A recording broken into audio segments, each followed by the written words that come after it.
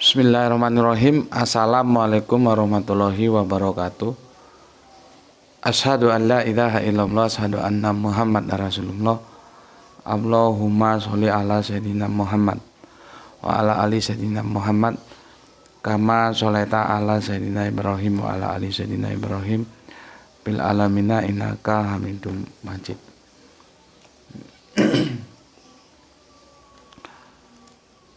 Sebelumnya kita panjatkan dahulu doa kepada Gusti Allah Agung untuk saudara-saudara kita yang telah memberikan sholawatnya ya lewat infak dakwah kepada channel dakwah ini ya. Sehingga channel dakwah ini dapat dengan setia eksis hadir dalam ruang-ruang diskusi kalian semuanya.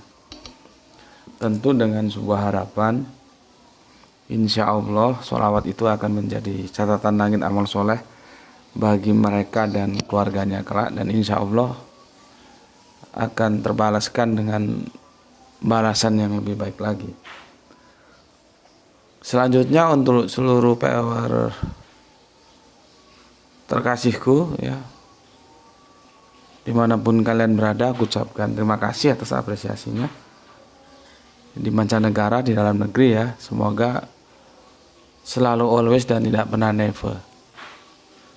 Bagi yang berkenan, silakan saja di-share tapi linknya ya. Jadi jangan diunduh, jangan dipotong-potong lalu diunggah ulang. Ya, menjadilah pribadi yang tangguh, anti skip dan anti download. Ya. Berikutnya lagi untuk seluruh PWR terkasihku, aku nggak bisa sebut nama kalian satu persatu ya. Aku ucapkan terima kasih atas doa baiknya untukku dan keluarga, dan aku juga berdoa semoga kebaikan doanya tercurahkan bagi yang mendoakan. Sebagai sesama saudara muslim, kita saling mendoakan dalam kebaikan ya. Dan insya Allah doa itu menjadikan bagian dari sekian banyak doa yang terkabulkan. Amin amin ya rabbal alamin. Oke. Kita akan lanjutkan kajian kita di seri yang ketiga ya. Seri yang ketiga.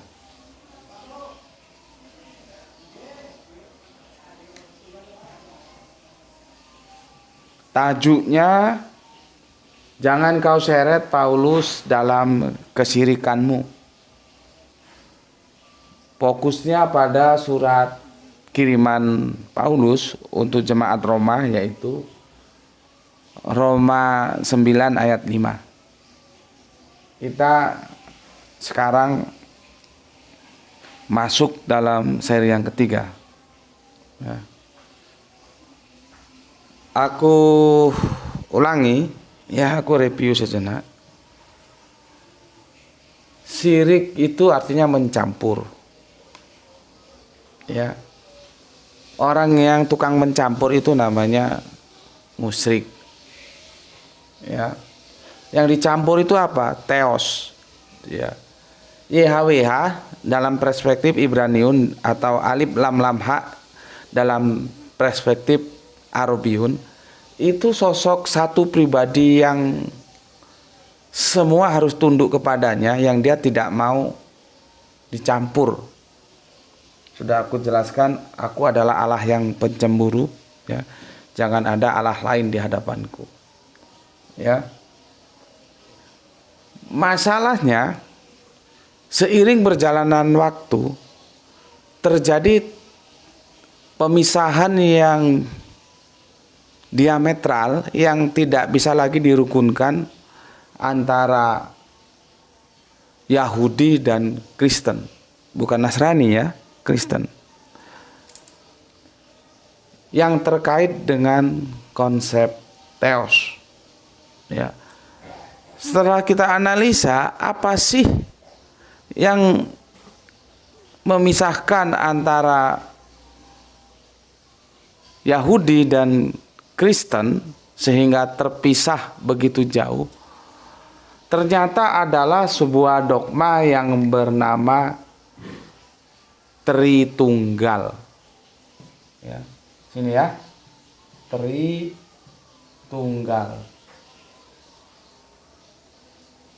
nih. Inilah yang membuat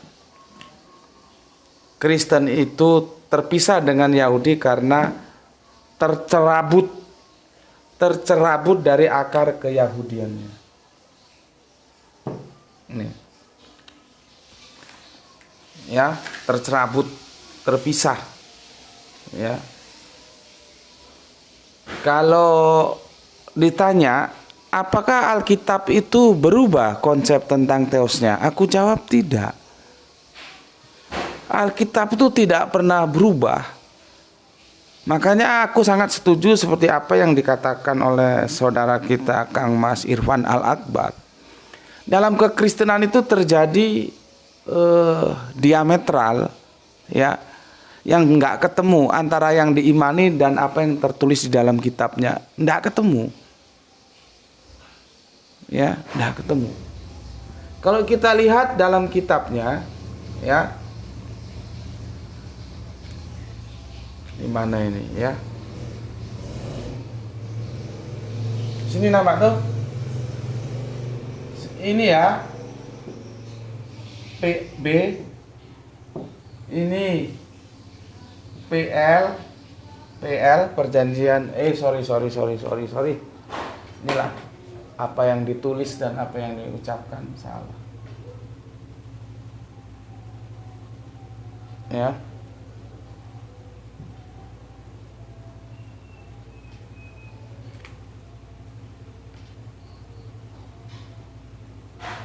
Ini perjanjian lama, ini perjanjian baru, ini perjanjian terakhir. Dalam ketiga kitabullah ini,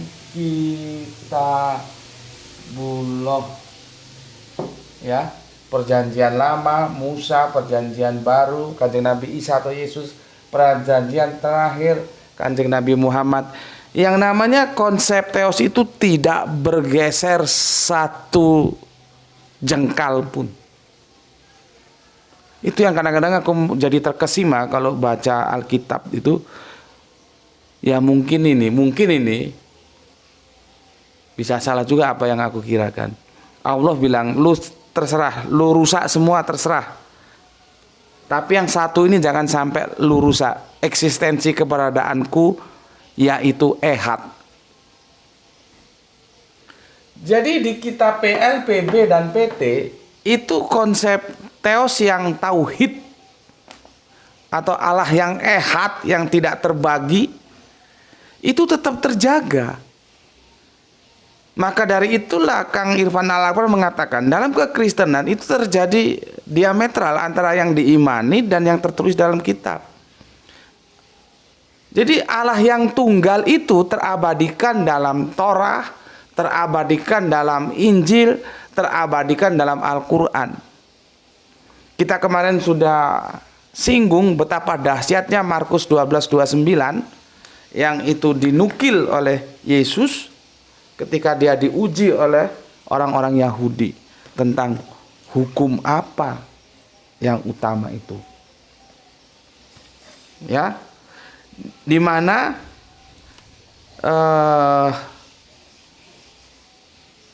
Yesus tentunya dia menapaktilasi, ya ini yang disebut bahwa Yesus menempuh jalan-jalan orang-orang yang istiqomah, Shirathul Mustaqim.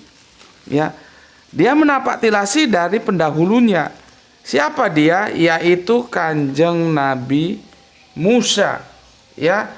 Jadi Markus 12:29 nih, Mark ya 12:29 ini merupakan turunan dari Ulangan 6:4. Ini menurun di sini. Nanti ini menurun ke Kanjeng Nabi Muhammad di surat Al-Ikhlas surat berapa deh? 114 ya. Ya. Al-Ikhlas surat berapa? Cepat, Bapak perlu data kok kamu. Berapa? Nomor berapa? 100. Coba lihat 112 atau 114. Aku itu kalau nggak cak-cek males aku. Di Quran surat Al-Ikhlas 112. Ya. Gitu loh. Jadi tidak pernah bergeser sedikit pun yang namanya tauhid itu, ya, nggak pernah bergeser. Coba buka, Bapak mau lihat, Bapak kalau nggak lihat nggak puas. Buka Al-Qur'annya. Ya. Aku ulangi. Apakah konsep teos itu berubah? Ya.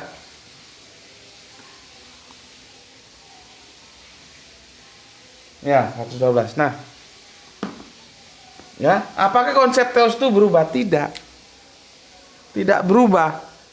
Ini ehad, ahad.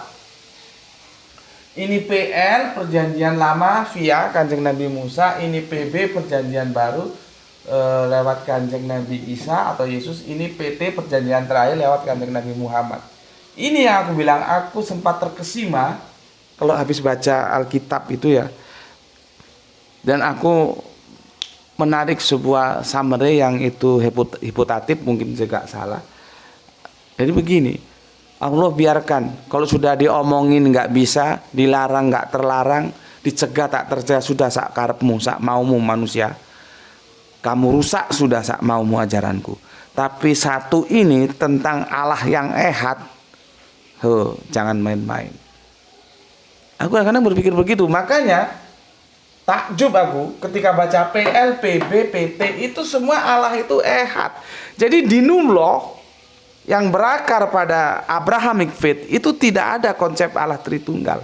Lalu kita tahulah yang membuat terpisah antara Kristen dan Yahudi itu adalah sebuah dogma yang bernama Tritunggal ini.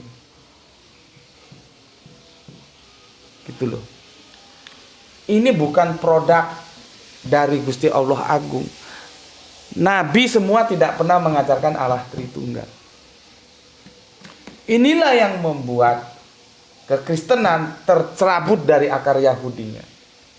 Bayangkan, di Nasrani masih ehad dia, di Islam ehad, di Yahudi ehad, tunggal, tiba-tiba ada sebuah konsep teologis yang disuntikkan ke dalam dinullah yang bernama Tritunggal. Makanya dalam kekristenan sampai sekarang ini juga ada yang Tritunggal, ada yang tauhid, ada yang oneness. 1, 2, 3. Gini mau ngomong kami pasti masuk surga. Konsep teosnya aja belum diberesin. Surga yang mana? Mungkinkah Tritunggal benar? Ya, mungkinkah tauhid yang benar? Mungkinkah oneness yang benar? Probabilitasnya masih tinggi. Tentunya kalau kita merujuk kepada historical, yang benar itulah yang Kristen tauhid ini.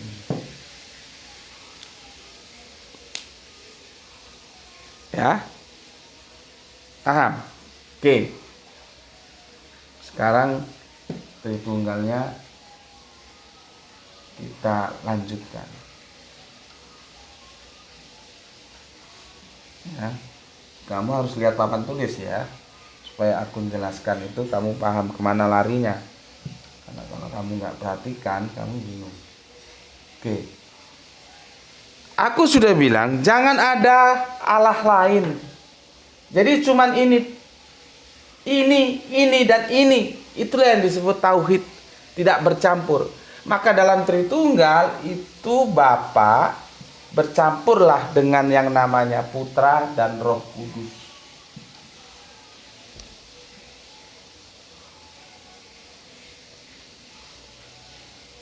Paham? Sehingga di sini sudah nggak tauhid lagi, sudah syirik dia. Karena sudah bercampur. Ada pribadi lain selain Bapa, yaitu Putra dan Roh Kudus. Nah, yang jadi masalah kita, nanti kita akan fokus ke Putra ini. Di mana mereka mengatakan Paulus itu Tritunggal. Tritunggal dari Hong Kong apa? Ayo kita habis-habisan, kita bedah Roma 9 ayat 5 ini. Benarkah diksi Ia sebagai domir, sebagai kata ganti itu ternisbahkan ke Yesus. Jangan sembarangan. Ya. Oke, sebelum kita lanjutkan tentang Tritunggal ini, aku akan bacakan dulu komen yang masuk dari kalian.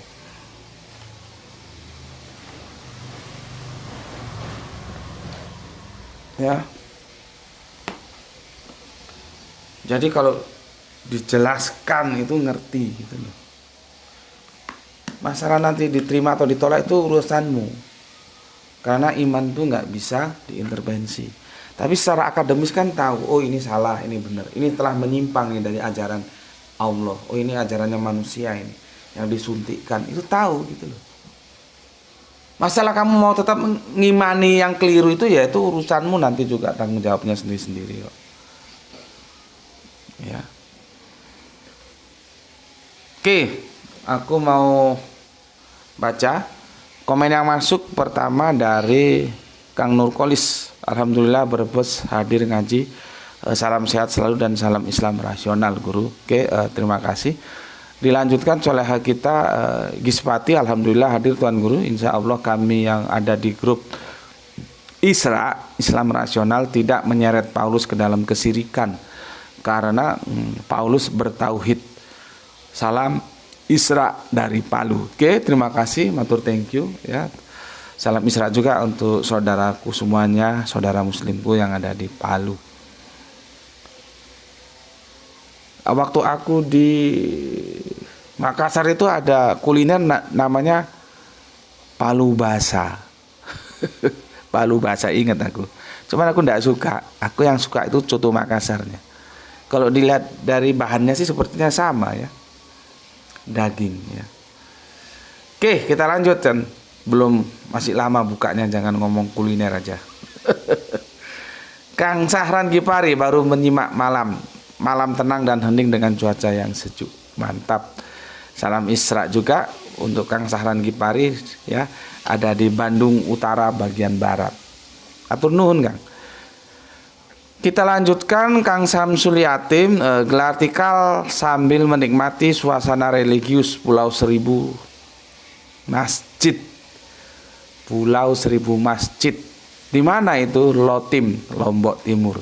Salam Isra untuk semuanya. Oke, mantap. Semoga selalu dalam lindungan Allah perjalanannya ya.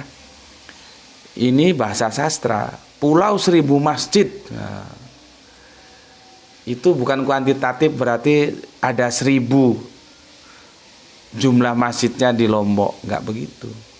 Itu bahasa sastra ya. Biasanya itu dengan 7, dengan 1000 itu ya biasa digunakan.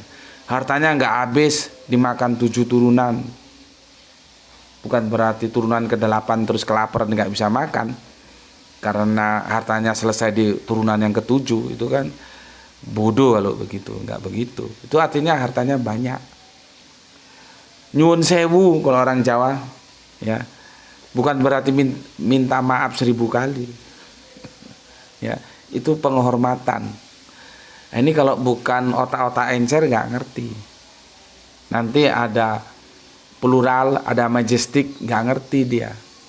Ya, kami itu apakah terus harus plural, nggak ngerti dia. Ya, apakah akhiran him Elohim itu terus mesti plural, nggak ngerti juga dia. Ya karena bodohnya itu. Ya, oke. Sama seperti nanti ketika kita bahas tentang Ashabul Kahfi, di sana ada 7. 7 apa itu? 7 kuantitatif. Ya. Bisa tak lempar spidol kamu nanti.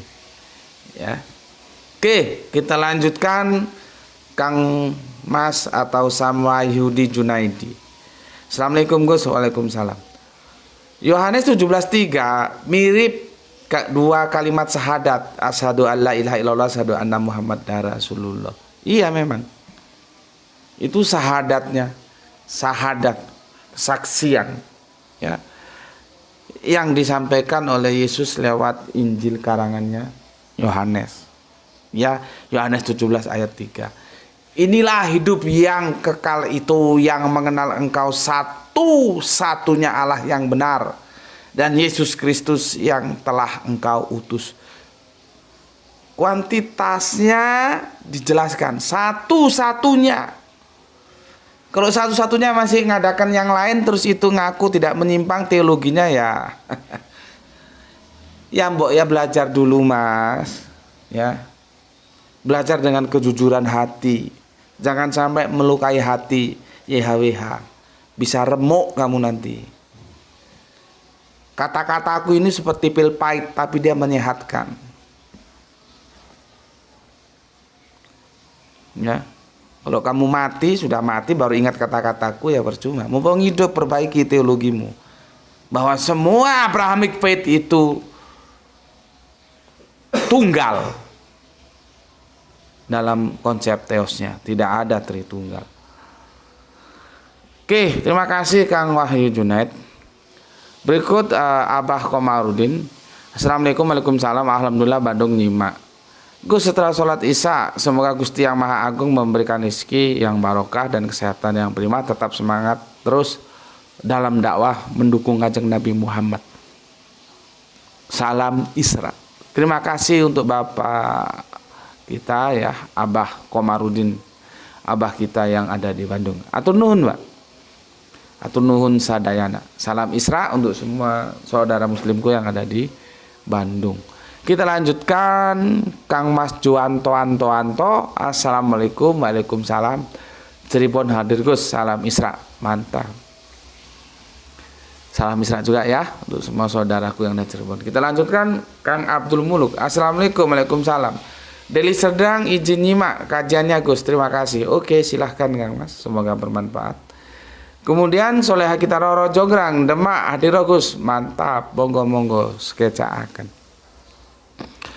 Kita lanjutkan Kang Irfan Al-Akbar ya, menyimak setelah terawih masih dari Kerinci Jambi. Mantap. Kang Edi Margono yang punya Jogja. Assalamualaikum, waalaikumsalam warahmatullahi wabarakatuh. Dilanjutkan Kang Hermanata Wijaya, turnuhun Kang. Lenovo hadir nyimak Gus dari Kediri. Kediri itu ada juga sotonya ya, tapi mangkoknya kecil-kecil. Aku 5 mangkok aja habis itu.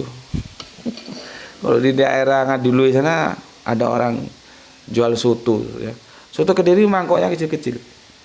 Kalau soto Makassar juga pakai mangkok kecil tapi isinya aduh. Mantap kali. Ya. Oke, Lenovo, kamu ini cewek cowok juga nggak ngerti aku ya. Kalau aku salah ya dikonfirmasilah. Untuk Mas Lenovo yang ada di Kediri. Tahunya aja takwa, apalagi orangnya. Ya, tahunya aja takwa. Orang Kediri itu keunggulannya di tahu. Tahunya aja takwa, makanya disebut tahu takwa. Apalagi orangnya, ya. Kemudian Rio Aka, Jakarta Selatan. Nyimak Gus, mantap. Terima kasih untuk Kang Mas Rio yang ada di Jaksel. Kemudian apa ini? Soleha kita hari ini mengutip apa ini? Yesaya 465. Oh. Kepada siapa kamu hendak menyamakan aku? Aku hendak hendak membandingkan dengan mengumpamakan aku sehingga kami sama. Dan itu. Mantap kali nukilannya Sirini ini. Ya. Artinya nggak ada yang menyamai. Kalau di bahasa Arabiunnya laisa kamislihi sayun. Maka di sini sama. Hendak dengan siapa aku kamu samakan. Yesus itu sama. Yesus itu ya bisa sedih, bisa susah, bisa capek, ya sama dengan kita. Ya begitu itu apakah memenuhi kriteria dia itu YHWH? Bisa mati juga akhirnya. Ya. Tegas yang dikatakan Yesaya 465 ini.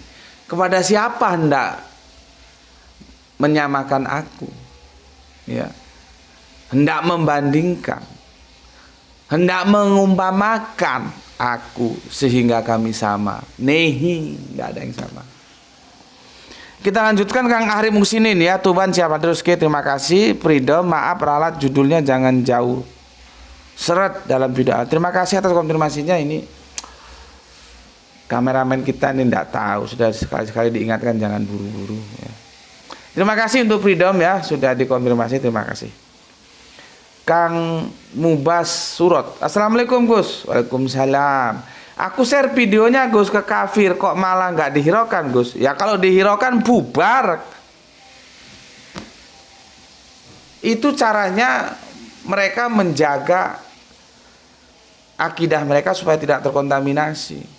Kajian-kajian kita ini kajian-kajian Alkitabiah, artinya aku tidak ngomong apa yang tidak tercantum dalam Alkitab. Kalau mau membantah kajianku ya bantah Alkitabnya sendiri itu.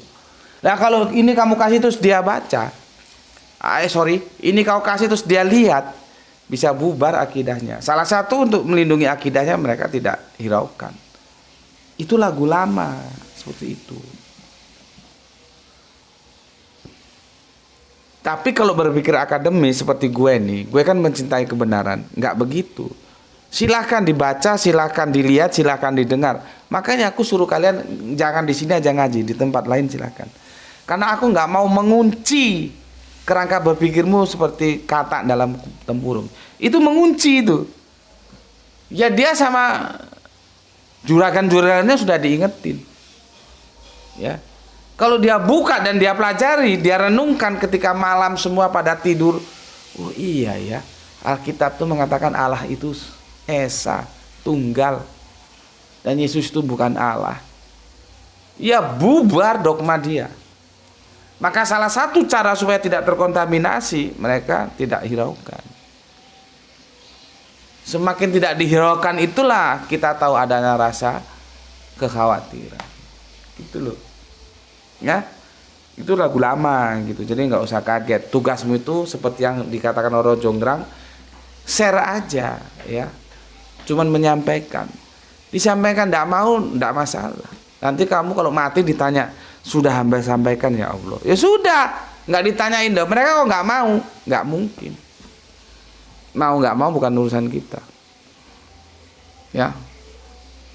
Seperti aku dakwah ini, bikin channel gini. Ini hanya menyampaikan doang, nggak punya otoritas. Ya. Jadi nanti aku mati ditanyain, sudah hamba sampaikan ya Allah.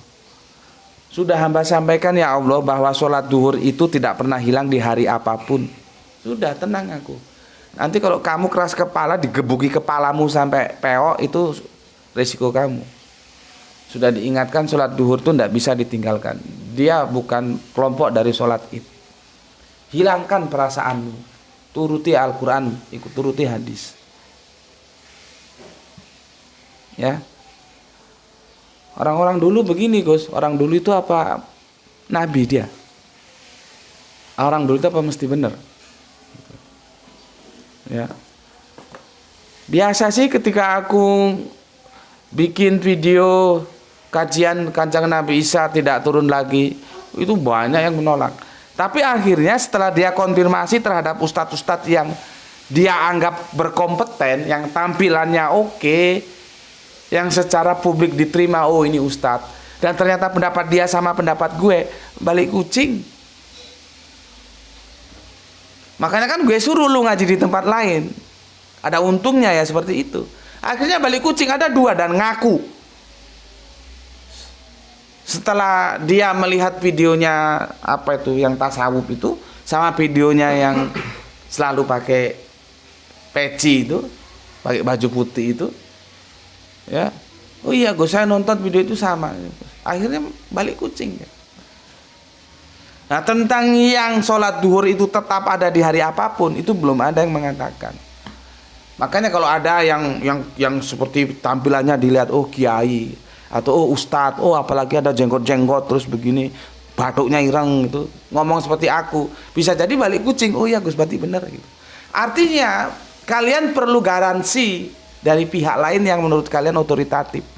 Gus berarti tidak otoritatif, aku enggak ada masalah. Aku enggak butuh pengakuanmu otoritatifmu, enggak. Yang aku perlukan, aku sudah menyampaikan bahwa sholat duhur itu tidak bisa hilang di hari apapun. Sudah. Tandur mangkola wala tandur mangkol. Dan aku tidak perlu merubah penampilan, memantaskan diri supaya seperti ustadz, enggak. Bagi gue yang utama itu isi otak. Ya. Bagaimana dia mencintai Kanjeng Nabi, mencintai Islam, mencintai Gusti Allah Agung, begitu. Ya. Oke. Itu untuk siapa tadi? Mubah surat ya. Jadi nggak usah ragu. Aku kan nggak minta kamu untuk menjadikan mereka menghiraukan. Yang aku minta sampaikan. Oke, kemudian Aljus Mas Duki, Bandung PIS menjelang tarwih. Oke, terima kasih Kang Mas. Empu 99 Gus. Oke, mantap, terima kasih. Ini bapak kita ini, Poni di Raharjo. Assalamualaikum, waalaikumsalam. Jadi kisah dalam Injil tentang Ohola dan Oholiba itu maksudnya bukan persundalan secara harafiah. Dalam Islam mungkin disebut menuhankan nafsu ya Gus. Betul, terima kasih Bapak. Jenengan pinter sekarang. Itu sudah ada Freedom, ada Roro Jonggrang sudah memberikan pemaparan. Bagus tuh pemaparannya, terima kasih ya. Jadi begitu, nggak harus aku semua yang menjelaskan. Kamu menjelaskan itu sama dengan kamu juga melatih, mereview apa yang sudah aku sampaikan.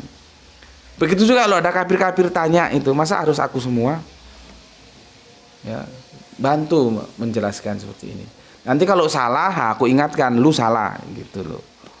Kalau benar ya sudah aku biarin. Kalau aku biarin berarti itu benar. Jadi Freedom, Roro Jonggrang, terus apa lagi itu GNG ya. GNG itu subhanallah literasinya cukup mumpuni itu. Ya. Jadi jangan harus aku semua. Aku juga kan ribet, sibuk gitu loh ya. Kalau kamu bisa ya kamu aja. Nanti kalau salah aku benarkan. Kalau aku diam berarti benar sudah. Ya. Kemudian GNG ini. GNG apa kata GNG? Nah, ini dia jelaskan monoteism versus ya, pembelaan di Korintus 8 4 sampai 6. Yang nanti akan kita bedah tuntas bagaimana konsep teologinya Paulus. Ini sudah di introduction oleh GNG ini ya. Ada 1 Korintus 8 4 sampai 6 ya. Nanti ada di ayat-ayat lain kita akan nukilkan. Oke, terima kasih JNJ. Kemudian Rapa Sahbana, Banjarmasin, semangat belajar Kristologi. Salam Isra Gus, sehat selalu. Mau nanya Gus, Paulus itu sebenarnya asli orang Israel Yahudi atau campuran atau orang Goyim? Aku belum menemukan literasinya yang pernah aku baca. Dia itu sepertinya campuran. Dari pihak ibunya kalau nggak salah. Cuma literasi itu tak cari, nggak ketemu lagi. Nanti kalau ketemu, aku pernah baca campuran. Tapi dia tetap aja mengklaim diri sebagai Yahudi dan memang dia hidup dalam keyahudian. Gurunya aja Jimel dan dia mengaku dari Parisi kan. Itu mazhab paling radikal itu. Kan ada SNS, ada Parisi, ada Saduki. Ya, dia Yahudi kalau di situ. Cuman garis keturunannya itu kalau kita kan laki, bapaknya Yahudi, bapaknya Israel, mamanya Roma atau apa gitu. Cuman ini jangan dipegang sebagai kebenaran. Karena literasinya tak cari nggak ketemu. Aku pernah baca itu. Ya. Oke, itu untuk Rapa Sahbana ya. Kemudian sudah ya, sudah aku baca semua, sekarang kita ke sini.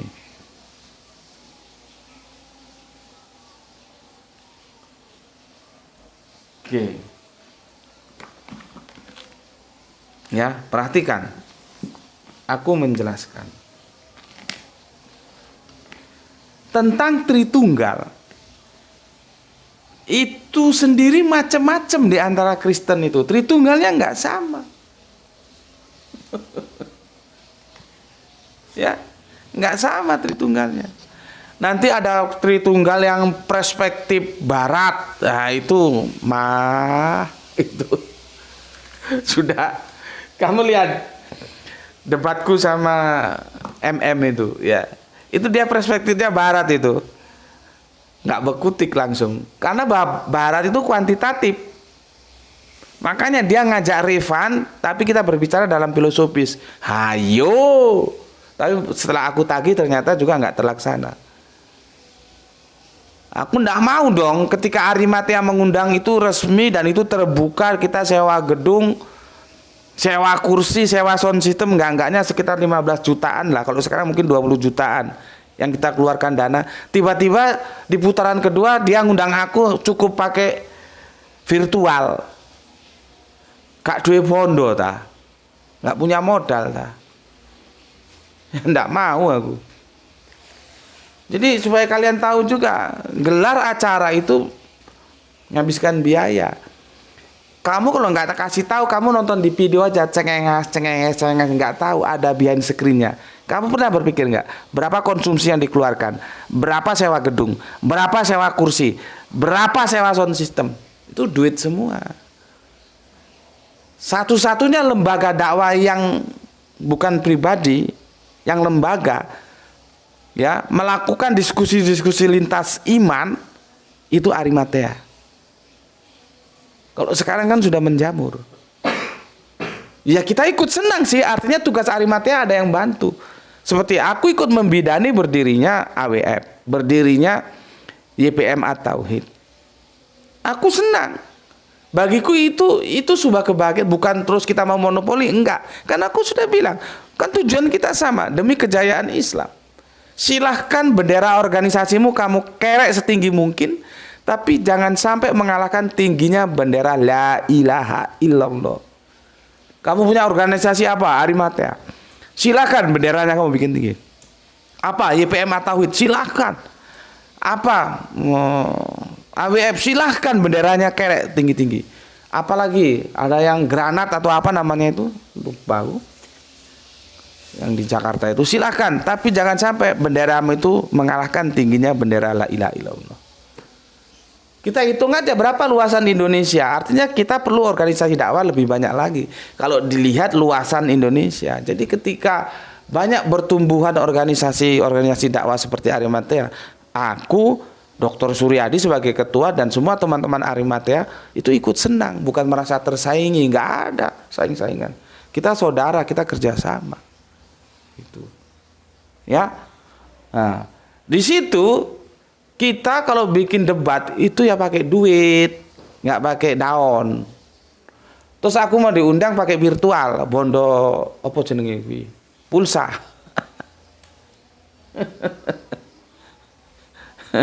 Makanya anjing-anjing kurap yang berkeliaran jenggang-jenggong di apa namanya itu, di komentar tuh nggak pernah tanggapi. Secara intelektual juga nggak level, secara modal nggak gablek modal dia. Kalau dia gablek modal bikin acara resmi, tajuknya apa, di mana, kapan, terserah. Paling enak tuh di kampus karena di sana kita berbicara akademis.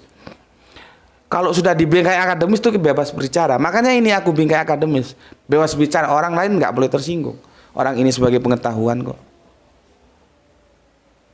Tapi kalau nggak mau di perguruan tinggi, di kampus silakan sewa hotel atau apa, silakan undang Gus Betik. Gitu, ya. Oke. Apa responsif mereka tentang Tritunggal ya? Ada yang begini. Ya, ini Tritunggal ya, maka ada sosok lain. Sosok sebetulnya yang tunggal itu sebetulnya ini loh, bapak ini loh. Kemudian ditambahi lagi putra ini yang nanti akan kita diskusikan. Belum puas, jadi dari tunggal, Dwi Tunggal, baru masuk RK ini Tritunggal. Ini yang lainnya itu ini. Ini yang harus dijaga seharusnya bapak ini. Nah, sekarang sebetulnya apa sih Tritunggal itu? Pendapatnya beda-beda. Ya, aku dulu pernah diskusi ya dengan pendeta dari Surabaya yang kemarin, tapi alhamdulillah beliaunya sudah sembuh, kena jantung ya ketika spot dan akhirnya semaput koma dan sudah pasang ring katanya ya, sudah sembuh dan aku juga ikut senang kalau sembuh ya.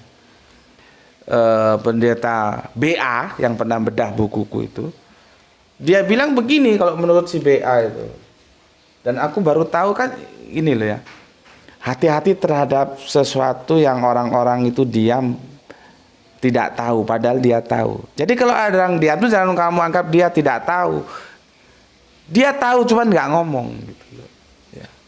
Nah, aku kan pernah diskusi dengan Om Ambarita. Om Ambarita itu dari Saksi Yehova. Batak lah ya. Jadi kami sempat akrab karena Batak. Dia cerita tentang pendeta BA ini gitu. Dikirain Om Ambarita aku nggak kenal siapa pendeta BA ini. Pendeta BA ini kata beliau, kata Om Ambarita mau menarik lagi supaya dia keluar dari Saksi Yehova kembali ke Kristen yang dulu. Dari situlah aku tahu ternyata pendeta BA ini duda.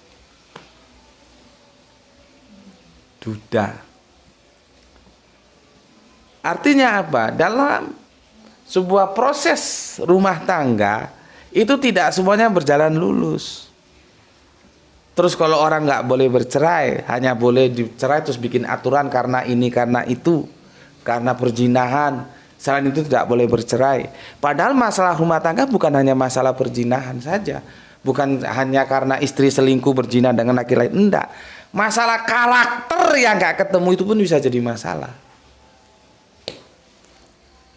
Kita bisa lihat bagaimana berantakannya rumah tangga Lady Di bersama Pangeran Charles. Akhirnya gereja juga tidak bisa memutuskan. Akhirnya saling cari. Lady Di cari laki lain, Pangeran Charles cari cewek lain. Ya seperti itu. Karena aturannya itu sebetulnya tidak begitu. Allah itu ada sebuah perbuatan yang itu Allah boleh, tapi Allah paling benci apa? Perceraian. Dan aturannya tidak seperti yang harus berzina, enggak. Gitu. Ya, oke, ini nyimpang sana kita. Apa kata beliau? Kata pendeta BA ini, Tritunggal ini adalah satu mengakomodir antara sorry, aku pakai bahasa apa ya? Ini aja, antara single dan plural. Antara single dan plural. Maksudnya begini. Dalam kitab-kitab, terutama Perjanjian Lama, Allah itu sering diinformasikan single dia, singular. Tapi sering juga diinformasikan plural. Maka untuk mengakomodir single dan plural itu, itulah dibangun Tritunggal ini.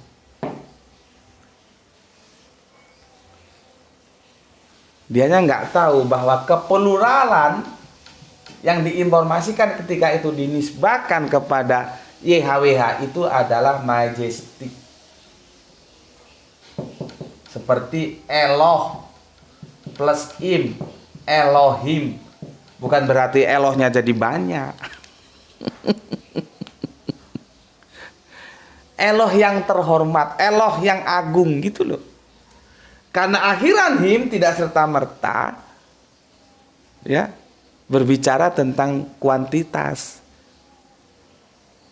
Kalau kuantitas jelas plural, tapi dia punya makna lain yaitu majestic, keagungan. Jadi Allah yang agung bukan Allah yang plural. Nah, dia nggak baca ke sana lalu mengatakan bahwa Allah itu diinformasikan plural dan diinformasikan single. Nah, untuk single dan plural ini ketemu, dijadikan satu, jadilah Tritunggal. Tiga, satu. Ada yang berpendapat begitu. Ya. Ini aku kasih wawasan-wawasan supaya kamu tahu. Ya. Ya. Bahwa konsep dasarnya itu sebetulnya di sini. Ya. Ulangan 64, Markus 12:29, Quran surat 112 ini. Ini kunci ini dari segala konsep teos dari Abrahamic Faith. Ya. Oke, itu dari pendeta BA. Sekarang ada dari pendeta, nggak mau dari sebut pendeta karena ini Kristennya Ortodoks Syria. Ya. Ini dia bilang Tritunggal, ini dia cerdas. Tritunggal itu katanya bukan keberapaan Allah, tapi kebagaimanaan Allah. Pinter dia, karena dia tahu kalau Tritunggal dibawa ke keberapaan Allah, kita mau tidak mau, suka atau tidak suka, akan berbicara kuantitatif seperti debatku dengan MYM itu. Itu tak geret ke kuantitatif, dia perspektifnya kan barat. Nggak bisa, selama otak waras ya satu, ya tiga, kok satu. Itu makanya kan aku sering guyon, siapapun boleh mengajak aku berdiskusi dengan Tritunggal dengan satu syarat, aku tes dulu, dia menghitung, nggak usah 5 jari, menghitung 1 sampai 3, lulus nggak? Kalau lulus boleh, kalau nggak jangan dulu.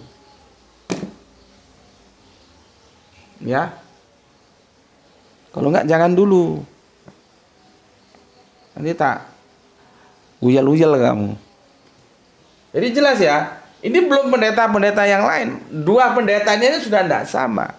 Yang pertama, Tritunggal itu adalah responsif dari Allah yang dikabarkan tunggal dan plural di dalam Alkitab. Yang pertama. Yang kedua, ini yang lebih asik ini. Tritunggal itu bukan keberapaan Allah. Karena dia tahu kalau dibawa ke kuantitatif berapa jelas modar gue. Maka dia katakan bahwa Tritunggal itu menjelaskan kebagaimanaan Allah. Jelas. Ya. Oke. Jadi sebelum nanti masuk ke Paulus, ini tak bikin mateng dulu kamu Tritunggal. Meskipun nanti kalau dijelaskan lagi ya memang dia kembali ke sejarah atau panjang lagi nanti. Ya, tapi setidaknya yang inti-intinya aku sudah kasihkan ke kamu, ya. Jadi ada Bapa, ada Putra, ada Roh Kudus. Oke, padahal seharusnya hanya Bapa saja, tidak ada yang lain. Karena yang dipanggil Bapa itu adalah YHWH ini, Alif Lam Lam H ini. Memang dalam perjanjian lama istilah Bapa itu tidak populer. Itu populernya di perjanjian baru. Kok di perjanjian lama populernya itu Adonai. Ya, itu. Ya. Oke, sudah ya, aku hapus. Sirik-sirik ini mencampur, aku hapus lah ya. Yang ngerti. Kalau kamu kurang jelas kan bisa di di screenshot ya. Di screenshot. Sehingga bisa kamu pelajari lebih lebih mantap lagi, lebih masuk lagi ya, dan kamu akan lebih paham lagi ya. Kalau di video ya diulang-ulang ya, kalau nggak diulang-ulang ya nggak bisa ya. Namanya semua itu ada perjuangan ya, ada perjuangan yang harus dilakukan. Setiap perjuangan ada pengorbanan gitu loh ya, nggak ada yang leha-leha terus kamu dapat. Semua harus diperjuangkan. Oke, sekarang aku jelaskan ya. Di dalam begini dulu. Jadi ini asik ini. Ada kawan itu dia main ke Israel sana. Dia coba tanya ya, tolong kamu camkan atau aku bacakan sajalah supaya pelak itu apa ya? Pelak itu persis. Jadi begini. Pada suatu kunjungan ke sebuah sinagog ya, saya dan beberapa rekan berjumpa dengan seorang sahabat Yahudi. Kesempatan itu kami manfaatkan untuk menyelami cara berpikir orang Yahudi tentang kekristenan. Ya. Bagaimana? Jadi ditanya itu si Yahudi. Bagaimana menurutmu sebagai orang Yahudi? Tanya kami kepadanya tentang dogma Tritunggal di dalam teologi Kristen, bahwa Allah itu satu tetapi tiga pribadi tetapi satu. Bingung ini. 31 bikin bingung. Kemudian tidak langsung menjawab, si Yahudi itu tidak langsung menjawab, dia tersenyum. Tersenyum dulu ya. Tentu saja tanpa maksud melecehkan, enggak, bukan berarti dia melecehkan Tritunggal, enggak, dia senyum aja gitu. Baru kemudian berkata, ini lihat ini, mantap kali, Yahudi itu memang cuek bebek. Yahudi itu cuek bebek loh. Dia sekarang nggak pusing mau yang tersalib itu siapa. Yang rame kan Islam dengan Kristen sekarang. Yahudi sudah cuek bebek dia. Mau yang disalib itu Yesus atau bukan Yesus atau itu nggak ada urusan bagi dia. Karena memang dulu penyaliban itu perspektifnya itu bukan teologis tapi politis. Ini yang jarang orang tahu. Kapan-kapan kita buka itu. Ya. Nih. Jadi cuek bebek dia. Ya. Nah ini juga dia cuek bebek. Apa jawabannya? Wah, itu urusan kalian orang Kristen. Ya, artinya bukan urusan gue, itu urusan kalian orang Kristen ya.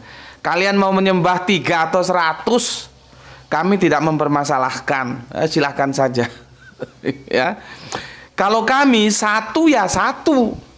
Kami hanya menyembah kepada satu Allah. Coba.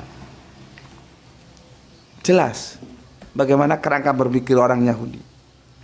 Nggak ada main simsalabim abrakadabra, tutup mata rogo kantong, disulap 3 tapi satu tapi nggak ada. Nggak ono.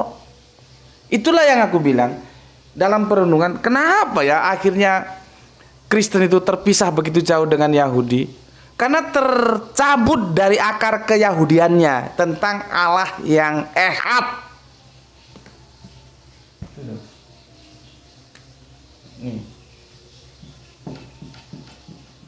Ini kalau kamu kuliah di kampus berapa SKS ini?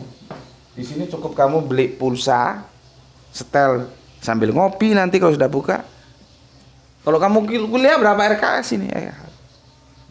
Ini yang aku bilang ya, penghancuran akidah itu bisa lewat yang namanya tahrib. Perubahan. Aku sudah katakan kan, perubahan itu ada 2. Teksnya benar-benar dirubah. Nanti aku tunjukkan yang teksnya benar-benar dirubah. Atau teksnya tetap tapi penafsirannya dirubah. Ya. Kalau Yahudi antara ehad dan yahid itu sama saja, nggak beda. Sama. Di Islam juga sama. Allah itu kadang disebut ahad, kadang disebut wahid. Nggak ada beda. Dalam kekristenan dia mengalami tahrif bahwa ehad itu bukan satu tapi kesatuan. Bukan tunggal tapi ketunggalan. Bergeser sudah. Inilah yang aku bilang, ehad itu bahasa Ibrani, jangan semau lu aja ngomong. Yang berhak memberikan definisi ya orang Ibrani. Siapa itu orang Israel? Siapa itu orang Yahudi? Jadi kadang-kadang disebut orang Ibrani, orang Israel, orang Yahudi itu. Keturunan Yakub itu. Karena aku sudah bikin videonya, bahasa itu dipahami menurut pengucapnya. Yang mengucapkan ini orang Yahudi, orang Israel, kali ini bahasa mereka. Ikuti mereka, jangan kamu goyim terus mendefinisikan ini berbeda dari mereka. Itu logika warasnya di mana gitu loh. Ini yang jadi masalah. Ya. Nggak ada yang namanya ketunggalan, ya tunggal satu. Seperti kata Yahudi tadi, bagi kami ya terserah kalian mau nyembah Tuhan 1, 3, bahkan 1000. Itu urusan kalian. Bagi kami Allah itu satu ya satu gitu. Ya. Oke. Jadi ehad ini harus dipahami menurut kerangka berpikir orang Yahudi, karena itu bahasa mereka. Kok goyim merubah makna? Ya. Oke. Sebetulnya ya gini, di dalam Tritunggal ya, Nanti Allah itu dibagi. Itu bagaimana hebatnya mereka bisa membagi Allah. Menjadi apa? Menjadi yang namanya hipostasis. Ini bukan bahasanya orang Ibrani, bukan. Ini bahasanya orang Yunani. Sama apa? Ousia. Ininya berapa hipostasisnya? 3. 1, 2, 3. Bapa, Putra, Roh Kudus. Ausianya apa? 1. Katanya siapa? Allah. Ini loh. Ini hipostasis itu kalau bahasa ini bahasa kan ini bahasa Gerik, bahasanya orang Yunani. Kalau bahasa Latinnya itu person, personality. Ini kalau Yunannya kalau person, makanya ada personalia, kan? Person, nah itu.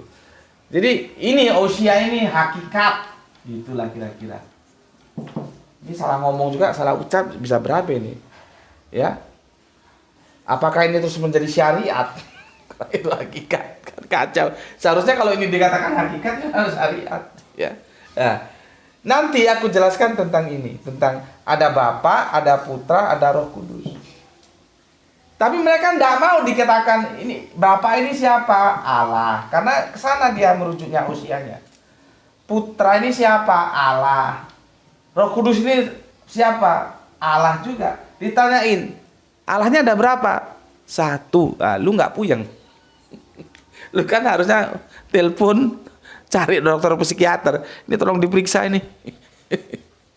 Kan gitu, ya. Makanya bagi mereka-mereka yang cerdas, ya, tidak mau mengatakan bahwa Tritunggal itu bukan hal keberapaan Allah, tapi kebagaimanaan Allah. Lah kalau kita diskusi dengan teman-teman Kristen kita, dibawa untuk mendiskusikan Tritunggal dalam perspektif kebagaimanaan Allah, maka itu mau tidak mau, suka tidak suka, kita digiring bertarung dalam pemikiran filsafat, bukan matematis kuantitatif. Nah, filsafat itu kamu bisa menyusun apapun tentang pendapatmu, entah itu benar, entah itu salah. Kalau kamu bisa merangkai pernyataan-pernyataan yang mendukung apa yang kamu nyatakan itu, maka bisa menjadi seolah-olah itu benar walaupun salah. Ya itulah filsafat. Pinter-pinteran ngomong. Tapi kalau aku ya nggak khawatir diajak masuk filsafat, oke, masuk hitung-hitungan, oke. Sekali lagi yang perlu kalian tahu, istilahnya saja asing. Hipostasis itu bukan bahasanya orang-orang Israel. Ousia bukan bahasanya orang-orang Israel. Inilah sebuah akal-akalan yang justru tidak masuk akal. Karena apa? 1 tambah 1 tambah 1 ya mesti 3 dong. Ya, ini dia. Sudah adzan deh. Aduh, sudah adzan ya. Besok kita lanjutkan lagi ya tentang hipostasisnya dan ousianya. Karena sudah adzan. Untuk yang satu waktu dengan aku ucapkan selamat berbuka puasa. Oke, saking asiknya ngajar, nggak terasa 1 jam ya.